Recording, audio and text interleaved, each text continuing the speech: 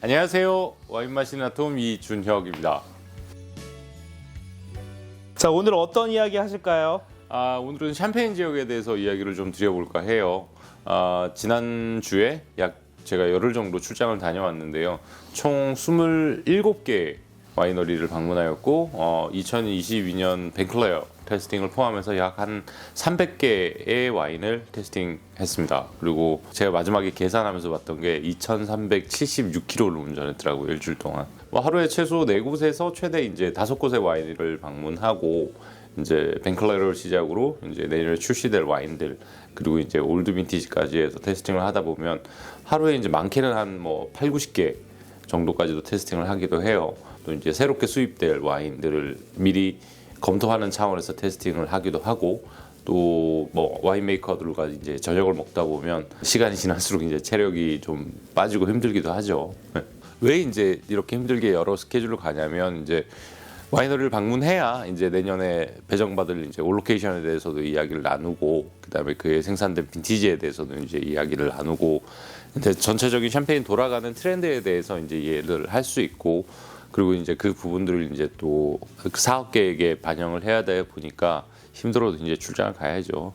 열심히 뛰어야지 좋은 브랜드들을 많이 소개를 할 수가 있죠. 오늘 이제 이야기를 드리려고 하는 게 바로 이제 2022년 빈티지에 대한 이야기예요.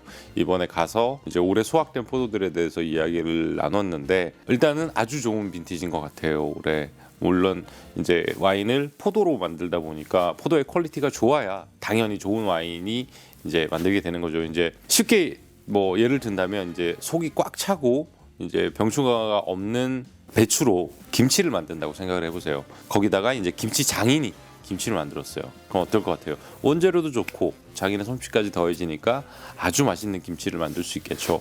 이제 와인도 마찬가지예요. 원재료인 포도가 좋아야 한다는 거죠. 이번에 갔을 때 한결같이 2022년 빈티지가 좋다고 했잖아요. 네. 은혜로운 빈티지였다고. 네. 수확이 어땠어요? 지금 이제 1차 발효가 끝난 집도 있고 안 끝난 집도 있지만 결론적으로는 아주 뛰어난 빈티지인 것 같습니다. 질적으로나 양으로나 최고의 빈티지라고 말씀을 드리고 싶습니다. 이제 올해 샴페인 지역에서 이제 가장 빨리 수확을 한 거는 8월 20일이었어요. 이제 여름 동안에는 이제 극심한 가뭄과 무더위가 찾아왔었는데 수확 직전에 이제 비가 조금 알맞게 내려가지고 포도가 굉장히 좋은 산을 지닐 수가 있었거든요.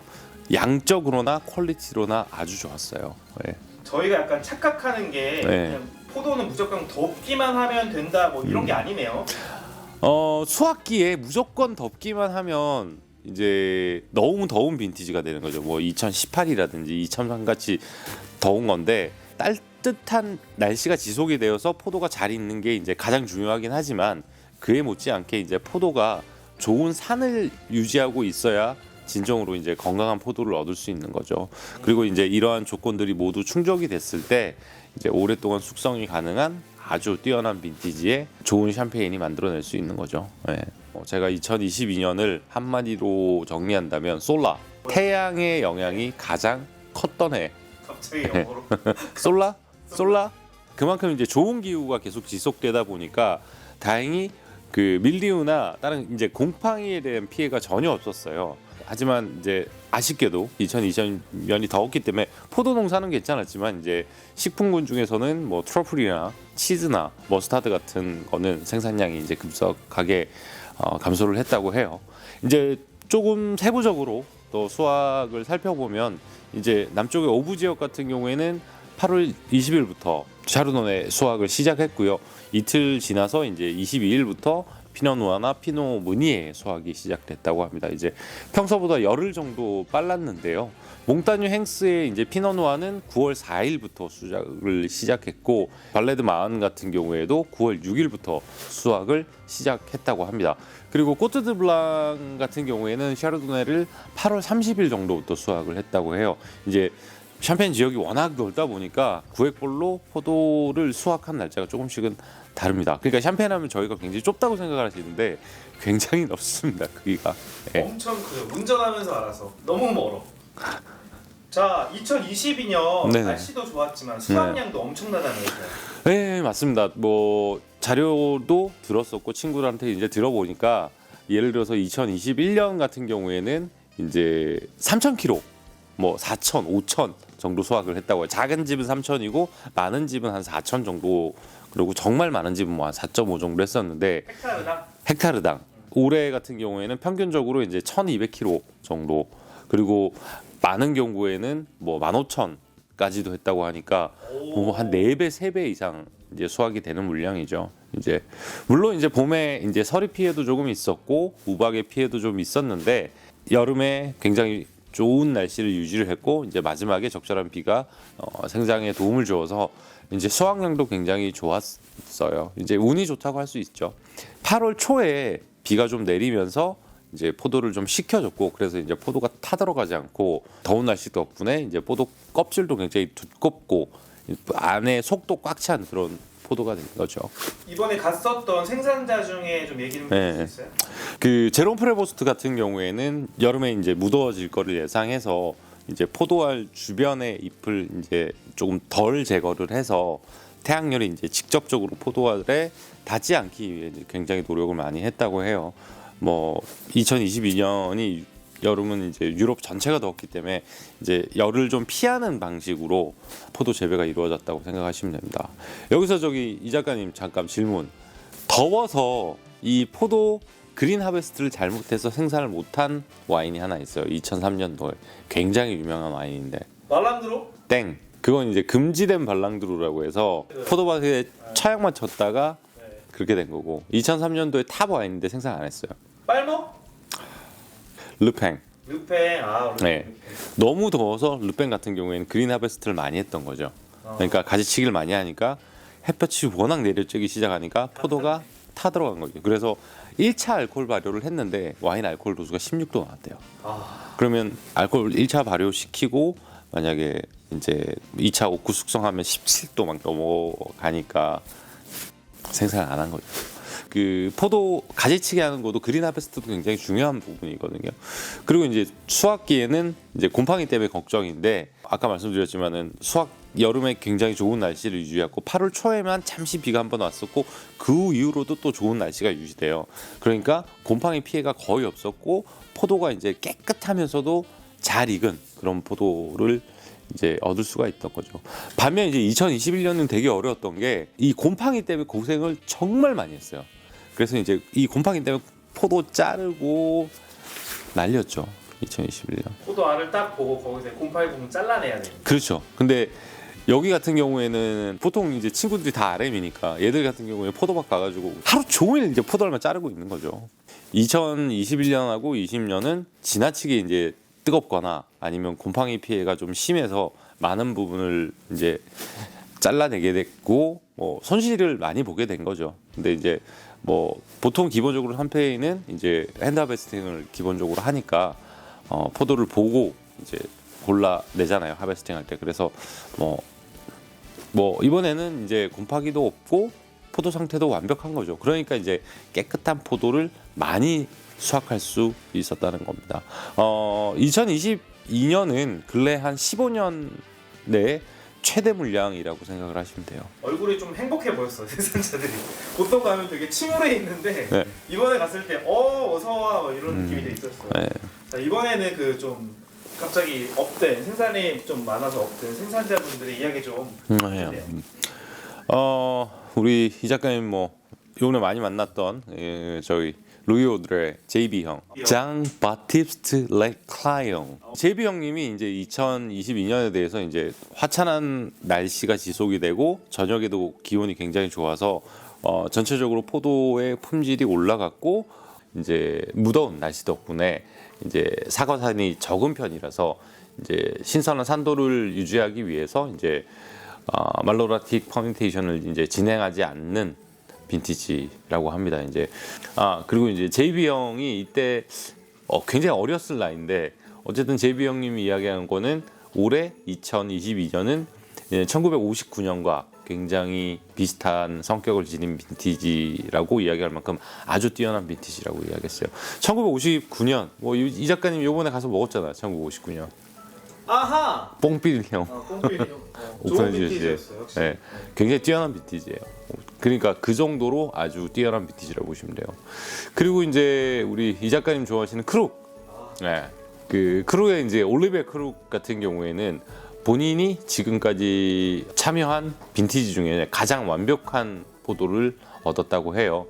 그리고 이제 포도 생산량 부족과 악천후로 인해서 이제 2022년, 21년 이제 너무나도 고생을 했는데 2022년은 퀄리티와 양적인 부분을 모두 충족시켰다고 합니다. 특히 이제 포도의 당도가 아주 좋아서 어느 해보다 건강한 포도를 얻을 수 있었다고 해요. 그리고 살롱의 디렉터인 크리스티앙, 살롱과 델라모트에 대해서 이제 이야기를 좀 나눴었는데 피노 무니에아, 뭐 피노 누아가 생산량이 아주 좋았다고 해요. 물론 이제 거기는 샤르도네 중심이다 보니 이제 샤르도네에 집중을 많이 했는데 수확량을 조금 줄여서 퀄리티를 올렸음에도 불구하고 어느 때보다 그 수확량도 좋았고 포도의 퀄리티도 아주 좋았다고 해요. 특히나 이제 그랑크루 샤르도네들은 이거였다고 하네요. 당연한 이야기지. 2022년 살롱 무조건 사야겠네. 그렇지. 그리고 요즘 와인 꽤 만드는 집이 또 이제 샤를 하이드색, 거기 이제 시릴 브룬이라고 하는 이제 셰프테 가브 같은 경우에는 2022년이 수확 자체가 포도가 너무 건강하기 때문에 이제 숙성도도 아주 좋았고, 그래서 이제 본인이 태어나서 이렇게 잘 익은 완벽한 포도는 처음이었다고 해요.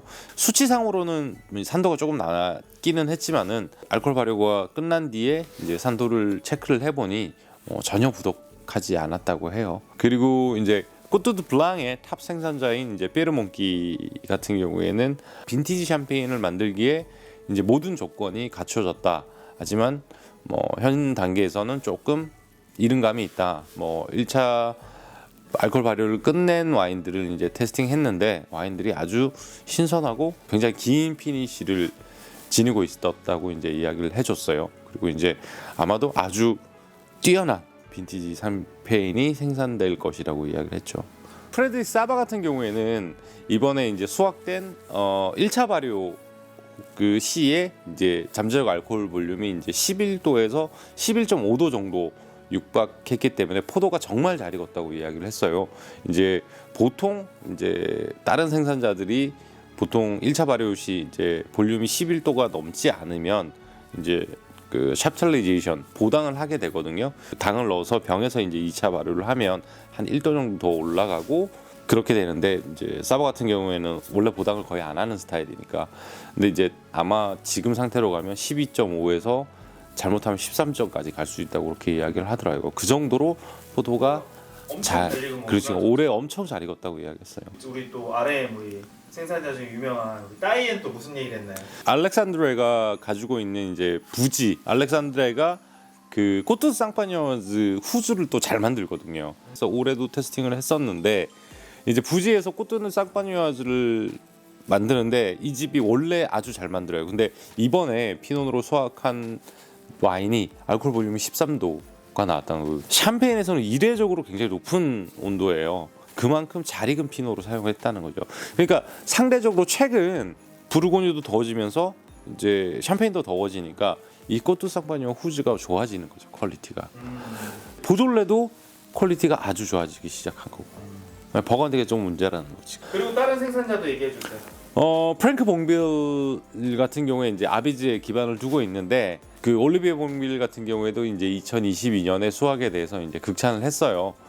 거기 같은 경우에도 이제 11.3도 정도로 1차 발효가 끝났고 이제 수확기에도 열매가 아주 작았고 당이 높았으며 과실이 풍부한, 그래서 곰팡이도 전혀 없어서 송이 자체가 아주 깨끗하고 해요. 그리고 이제 그 2022년에는 이제 최대로 수확할 수 있는 포도량이 이제 16,500kg 정도 됐는데 봉빌은 이제 14,000 정도 했다고 해요. 그리고 이제 보통 꼬뚜드 블랑은 이제 14,000, 15,000 그 정도 왔다 갔다 하고 하네요. 그 정도로 거의 맥시멈치 아주 수확량이 좋았던 거죠. 아까 말씀드렸잖아요. 작년에 3,000, 4,000, 5,000이었는데 그러니까 와이너리 가는 것마다 다 이제 해피하게 웃는 거죠. 네.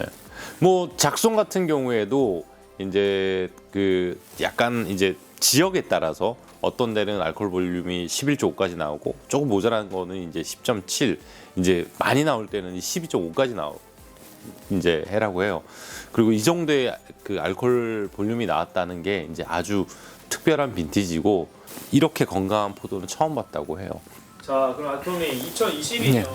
정리 한번 해주세요. 앞에 말씀드린 것처럼 이제 많은 생산자들이 2022년이 샴페인 최고의 빈티지가 될 거라고 이야기를 하고 있어요.